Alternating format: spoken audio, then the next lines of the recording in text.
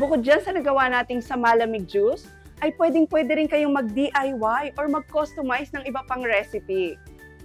Alam nyo ba na etong si sa malamig Milky Melon ay pwedeng-pwede nyong gawing dessert? Milky Melon Tapioca. At yan ang ituturo ko sa inyo ngayon.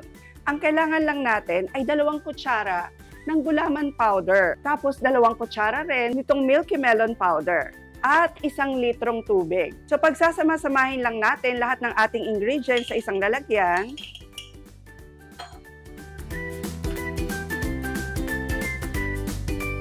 Ngayon, ilalagay na natin yung ating 1 litrong tubig.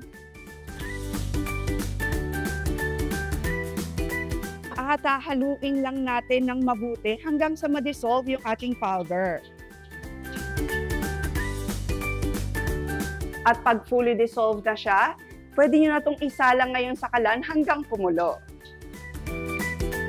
Mga kasamalamig, eto na yung result ng pinaghalo nating gelatin powder and Milky Melon powder mix. So yung kalahati, ginawa nating shreds, tapos yung kalahati naman, ginawa nating cubes.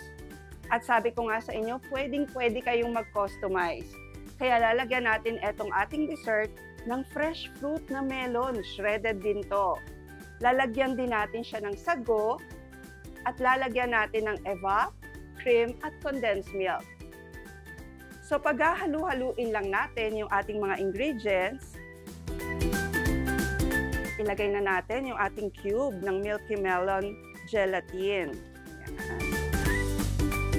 At syempre yung ating mga melon shreds. At yung ating sago.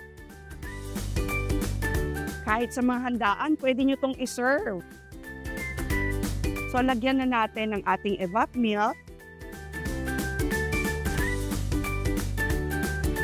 Okay, siguro mga 2 cups, pwede na yan. Tapos, ilagay natin yung ating cream. 2 cups din ng cream. At ngayon, yung ating condensed milk.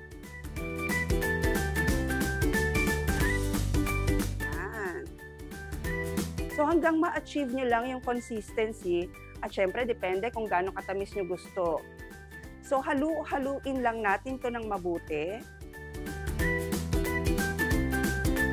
Okay, at para ma-enhance lalo yung melon flavor sa ating dessert, lagyan lang natin ng 1½ spoons nitong ating Milky Melon powder.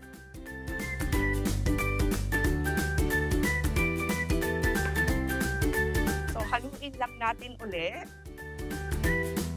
Ayan, haluin lang natin ng mabuti.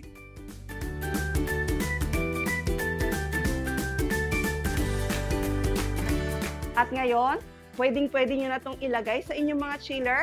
Ready na ang ating sa malamig Milky Melon Tapioca.